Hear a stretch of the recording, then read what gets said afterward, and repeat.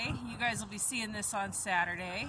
It is cold out here. Maybe winter finally decided to hit my neck of the woods. I don't know.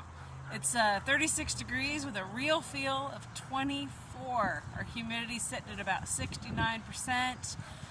And I don't even know what the wind is. We get some crazy wind gusts, but it is windy today. It's cold. The goats actually aren't complaining too badly at the moment, but I also just gave them some goodies. So a few minutes ago they were complaining. Well, that's what you call farm fit. Well, since the weather's decided to try to be wintertime again, something I do on cold days and nights when everything's freezing, had some ice happen. I do not fill the goat water tubs all the way. I don't even get to half. The only time I'll do them halfway is in the morning, bright and early. And then, this depends on how cold it is. You know, if it's super cold, it's not even halfway with hot water, because I'm just going to be right back out here filling them up again and breaking ice. But because I'm here, I only fill them about a third of the way, so I'm actually still filling these up. But you don't have to flip an entire tub to break ice, empty it. You're not losing and wasting so much of your own time and energy and the water. So there's my little tip. Don't fill up your buckets all the way. And no, I do not use heating, any heaters. I do not use them. They cost a small fortune to run. They're not economical. I haven't found one that is.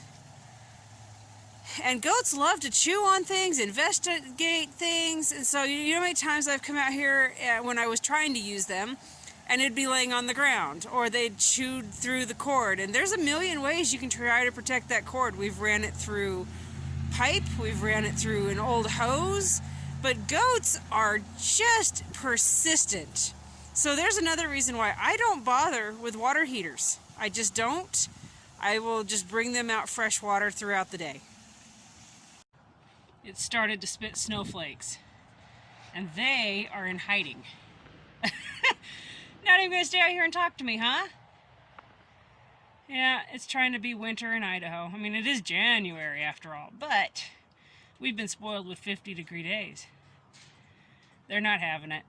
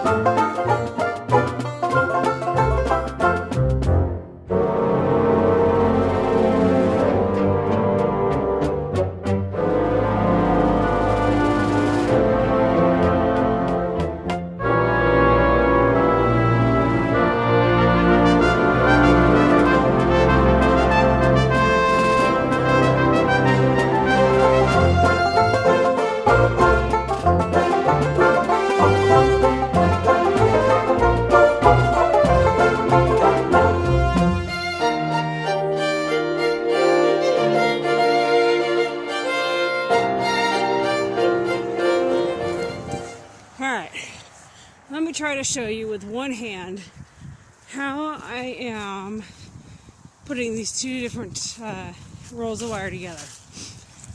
So this roll that I just attached, see this? It's got just a little bit, if my camera will focus. Oh, come on, focus. It's not going to focus. Okay, well, anyway, it's got just enough here. I can grab it with my tool. See if I can just one-handed. Bear with me. Anyway, grab this with your tool. Bend it around.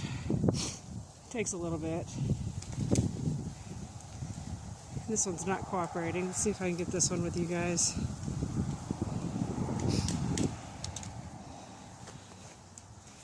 And I'm sorry that the camera is absolutely not focusing for you guys. Maybe. Okay, let's try that. There we go. So anyway, grab that with your tool And then you can get to a point where you can actually pinch it on around. See that? Secure your wire right like that. Now I will come back through with my other wire and I'll secure it better. But this is perfect to get me started. I don't have to stand here and cut wire, wrap it, cut, wrap, cut, wrap. You don't have to do that. You can just pinch these all together on down that line and then it'll let me finish this fence up. Now I gotta thank my oldest for helping me get this roll of wire up here. And then in the video you'll see me arguing and fighting with this on my own. That is because he has a lot of homework. He also has a second class he's got to go to tonight. So he goes to school at the high school full time. He's a sophomore. After school, right now it's only 3 days a week. He volunteers an hour and a half of his time at our local fish hatchery. And then he's home for just about an hour, hour and a half to do homework. And then it's off to driver's ed for the month of January. And he's got driver's ed 5 days a week. So some days, on Tuesdays and Thursdays, I don't see him from 7 a.m. when he leaves for the bus until after 8 o'clock at night when he's done with driver's ed. So anyway, you guys saw him pack this big old hunk of wire up here for me, and then I said, get your hiney to the house, you need to get your homework done. So you saw I hefted this bad boy into place and I tied it to this post, this T-post. It's the easiest way for me to be able to stand up wire on my own, keep it in place and not fight with it, but so I can keep getting this job done that I need to get done out here. So if you're working alone, there's always a way. You know, tried to say it in the video the other day, but my sound was not cooperating. But where there's a will, there's a way. And I could wait until the weekend when everybody's available, but I'm a little bit stubborn. Some of you know that. And I have zero patience for waiting around to get things done. So I find ways to make it work for me. And I get asked all the time. People are like, how do you do it? Well, you just figure out a way. If you can do it on your own safely, do it. You know, don't wait around, stop making excuses. You need to do it. And then on things that I can't do on my own, like for instance, I've got these pipes laying here. I, on my own, cannot get them lifted up into like these other two hoops. I physically cannot. At least I haven't figured out a way. I mean, there was a day I tried. I was out here for a few hours on my own trying, and I just couldn't. So that's one of those weekend projects. I'll wait for the guys to be available. But if you can figure out a way to make it work, go for it. Another trick I'll share with everybody when it comes to pounding T-posts. I can stop and look every few times I pound on it to see if those fins are in the ground, or I just stick my foot on it. As soon as I feel those fins are flush with the soil, I know I can stop pounding. So that means I can get this T-post put in much faster than if I'm stopping and looking every 3 or 4 times I pound on it. Man, I got a whole bunch of tips for you guys today. So after getting this fence stretched into the place I wanted it, I wrapped this around once, did a quick twist on it. Now I can take, it's easier with 2 hands, but I'm going to show you guys this. Take and wrap it. I don't have enough to go around. I like to go around these at least 3 times. But so that you can hold that in place while you're fighting with this, fence on your own, trying to get it to stay. Just wrap it around, do a quick twist, and it's going to hold it right there for you so you can get going on the next part. Another thing I do when I'm pulling this fence on my own is, you see how I've got the fence wire right there, and I've pulled it so now it's sitting on the nub of the T-post. That's helping me hold it in place so that I can get this wire right here wrapped around that. Alright, I've got the first section of fence from that first T-post to the second T-post pulled tight, and I've got that secured to that T-post. Now I need to move this wire here so I can secure my fence to this T-post. So I'm just going to untie this wire, lift it, and move it to this T-post here on this side of the gate so that I can keep my tension for attaching it to this T-post here. The other thing, to cut that non-climb wire, I actually use bolt cutters. My Gerber is amazing. I am so thankful for my oldest for getting me that for Christmas, but I am not going to destroy that thing trying to cut through the non-climb wire. Bolt cutters go right through it, no problem. It's like cutting butter. So if you're cutting anything thick, get some bolt cutters. Don't bother with anything else, just get some bolt cutters. This bundle of wire is now attached to the second T-post. I've left myself enough room and play in this non-climb wire where I can stretch it tight and attach it to this T-post here in a second. And I'll wrap it to that one. And then I'll be cutting using my bolt cutters. I'll cut the wire here flush. And we'll start on the next T-post here. Well, that's a wrap for today. I was really hoping to be much farther along. I was honestly hoping to be done, but I'm not. Game plan for tomorrow is to hopefully get this done. Supposedly we are actually getting snow.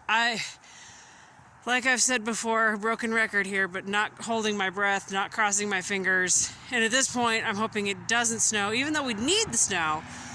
I just want to get my stuff done.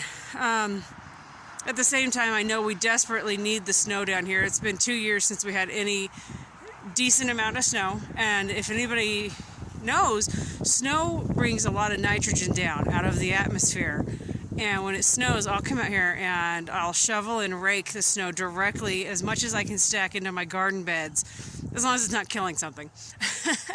But and I'll gather bucket loads of it, put it in the greenhouse, and let it melt in the greenhouse and pour over my plants because of the nitrogen and everything else that collects in that snow.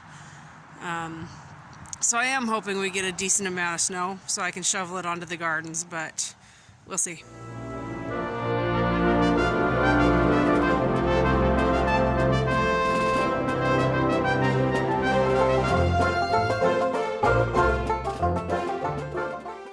Pretty excited about dinner tonight. We took Henry off to driver's ed and then went ahead and stopped at Albertsons on the way back home and found ourselves a package of boneless pork ribs on sale at 50% off the package, so went ahead and picked these guys up. I've already got my cast iron skillet warm. It's on a medium-high heat. And it's got a little bit of olive oil in the bottom of it. I'm just going to take these ribs and put them in this skillet. Let them get some brown happening in here.